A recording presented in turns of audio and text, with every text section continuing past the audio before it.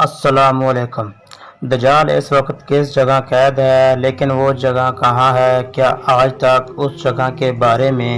کسی کو علم ہو سکا ہے؟ ایک روایت کے مطابق چند لوگ دجال سے مل چکے ہیں اور اس سے بات بھی کی ہے، اور دجال نے ان لوگوں سے کچھ سوالات بھی کیے ہیں اور پھر انہیں مستقبل کے بارے میں بھی نشاندہی کی ہے کہ وہ کب، کہاں اور کس وقت نکلے گا۔ جب دجال نکلے گا تو تب وہ تمام دنیا کو ایک ایسے زبردست دھوکے میں رکھے گا، ایسا دھوکہ کہ لوگ خود بخود اس کے بچھائے جال میں جگڑتے چلے جائیں گے۔ تاریخی اوراق میں ہمیں ایک ایسے واقعے کا ذکر ملتا ہے جس میں ایک انسان دجال کا سامنا کر چکا تھا، اور تب دجال نے اسے اپنے بارے میں بتایا تھا اور ایسی باتیں بتائیں کہ جو آج کی دنیا میں ہم لوگ بالکل نظر انداز کر چکے ہیں۔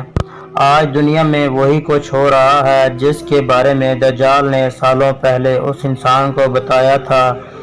تو کیا اس کا مطلب یہ ہے کہ دجال کے نکلنے کا وقت قریب آ چکا ہے؟ چلیں ان باتوں کو تفصیل سے جاننے کی کوشش کرتے ہیں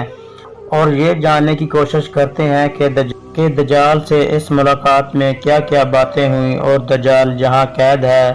کیا اس جگہ کی نشاندہی اس انسان نے کی تھی یا نہیں، اور یہ بھی کہ گوگل میپ ایک خاص مقام کو برف سے ڈھکا ہوا کیوں دکھاتا ہے، اور اس مقام پر تربیت یافتہ خصوصی افواج کے جنگی جہاز کیوں جاتے ہیں۔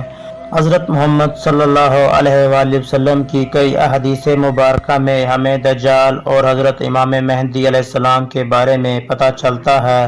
ایک دفعہ حضرت محمد صلی اللہ علیہ وآلہ وسلم نے صحابہ کرام کے سامنے ارشاد فرمایا کہ کیا آپ کو معلوم ہے میں نے آپ لوگوں کو یہاں کیوں اکٹھا کیا ہے؟ انہوں نے عرض کیا کہ اللہ کے رسول اور اللہ بہتر جانتا ہے۔ تو آپ صلی اللہ علیہ وآلہ وسلم نے فرمایا کہ تمیم داری پہلے نصرانی تھا، آیا اور مسلمان ہو گیا، اور مجھ سے ایک ایسا قصہ بیان کرتا ہے جس سے تم کو میرے اس بیان سے تصدیق ہو جائے گی جو میں نے کبھی دجال کے متعلق تمہارے سامنے ذکر کیا تھا۔ تمیم داری کے مطابق وہ ایک بڑی کشتی پر سوار ہوا جس پر سمندری سفر کیا جاتا ہے، اور اس کے ساتھ 30 آدمی تھے۔ سمندر کا طوفان ایک ماہ تک ان کا تماشا بناتا رہا۔ آخر مغربی جانب ان کو ایک جزیرہ نظر آیا جس کو دیکھ کر وہ بہت خوش ہوئے اور چھوٹی کشتی میں بیٹھ کر اس جزیرے پر اتر گئے، لیکن وہاں پہنچ کر ان کا سامنا ایک ایسی چیز سے ہوا جس کے بارے میں وہ سوچ بھی نہیں سکتے تھے۔ ان کی نظر جانور کی شکل کی ایک ایسی چیز پر پڑی جس کے سارے جسم پر بال ہی بال تھے، جسے دیکھ کر وہ سمجھ نہیں پائے کہ یہ کوئی جانور ہے یا پھر انسان، اور ان کی حیرت کی انتہا اس وقت اور بڑھ گئی جب اس چیز نے ان سے بالکل ہی انسانوں کی طرح باتیں شروع کی۔ پھر انہوں نے اس سے پوچھا کہ تم کون ہو؟ تو اس جانور نما چیز نے بتایا کہ وہ جساسہ ہے۔ جساسہ یعنی جاسوس ہے۔ جاسوس نے ان کو کہا کہ چلو وہاں گرجے میں ایک شخص ہے جس کو تمہارا بڑا انتظار تھا۔ وہ کہتے ہیں کہ جب اس نے اس آدمی کا ذکر کیا تو اب ہم کو ڈر لگنے لگا کہ وہ جن تو نہیں، اور لپک لپک کر ہم گرجے میں پہنچ گئے تو ہم نے ایک بڑی قوی ہیکل شخص دیکھا ہے، اور اس سے قبل ہم نے ایسا کوئی شخص نہیں دیکھا تھا۔ حضرت تمیم داری رضی اللہ تعالیٰ عنہ فرماتے ہیں کہ ہم نے جب اس سے پوچھا کہ تم کون ہو، اس نے بتایا کہ میرے بارے میں تم لوگ جان جاؤ گے، پہلے یہ بتاؤ کہ تم لوگ کون ہو۔ پھر حضرت تمیم داری رضی اللہ تعالیٰ عنہ نے اس کو اپنا تمام قصہ سنایا، جس کو سننے کے بعد زنجیروں میں جکڑے اس شخص نے ان سے بیسان کی کھجوروں، تربیہ کی جھیل اور زغر کے چشمے، تو ہم نے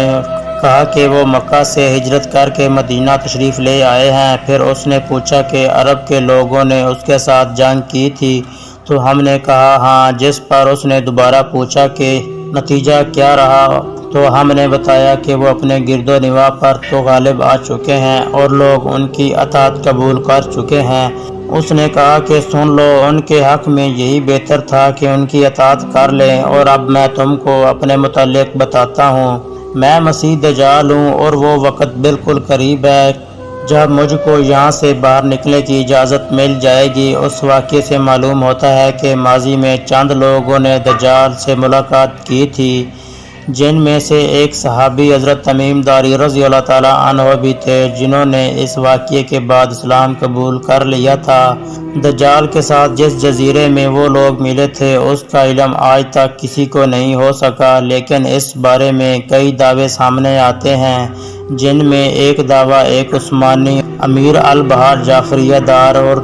اور نقشہ نگار پیروی رائس کا بھی ہے، جس نے سینکڑوں سالوں پہلے ایک دنیا کا نقشہ تیار کیا تھا جہاں اس نے ایک عجیب مخلوق کی تصویر دکھائی تھی جو آدھا انسان اور آدھا جانور کی طرح نظر آتا تھا، جس کو دیکھ کر کئی لوگ اس تصویر پر پراسرار کو دجال کے ساتھ منسلک کرتے ہیں۔ اس کے علاوہ ترکی کے ایک مشہور رائٹر نے اپنی ایک کتاب میں دجال کے جزیرے کے بارے میں ذکر کیا ہے، جس کے مطابق دجال ایک جزیرے میں اپنے پیروکار یعنی امریکہ اور اسرائیل کو ہدایت دیتا ہے، اور یہ بھی کہ امریکہ اور اسرائیل کے بحری جہاز اس جزیرے تک جاتے ہیں جہاں وہ اس گرجے میں دجال سے ملتے ہیں اور وہ انہیں بتاتا ہے کہ کیا کرنا ہے، لیکن یہ معلومات اتنی خفیہ ہوتی ہے کہ آج تک کوئی بھی یہ نہیں جان پایا کہ وہ بحری جہاز کہاں اور کون سے جزیرے تک جاتا ہے، یہاں تک کہ امریکہ اور اسرائیل کا جدید نظام بھی انہیں ڈھونڈ نہیں پاتا۔ اس جزیرے کے بارے میں سب سے مضبوط دعویٰ یہ ہے کہ وہ جزیرے پر برمودا ایک ایسے جزیرے کا انکشاف ہوا ہے جہاں ایک گرجے جیسی عمارت موجود ہے اور جہاں کسی کو بھی جانے کی اجازت نہیں، اگر کوئی وہاں داخل ہونا چاہے تو وہاں سے واپس نہیں آ سکتا۔ ان کے مطابق اگر یہ جزیرہ ایک عام جزیرہ ہی ہے تو پھر گوگل میپ اس جزیرے کی لوکیشن کیوں نہیں بتاتا، اور دوسری بات یہ کہ اس جزیرے میں جنگی بحری بیڑیوں کو کیوں بھیجا جاتا ہے، جس کی گواہی کئی لوگوں نے دی ہے،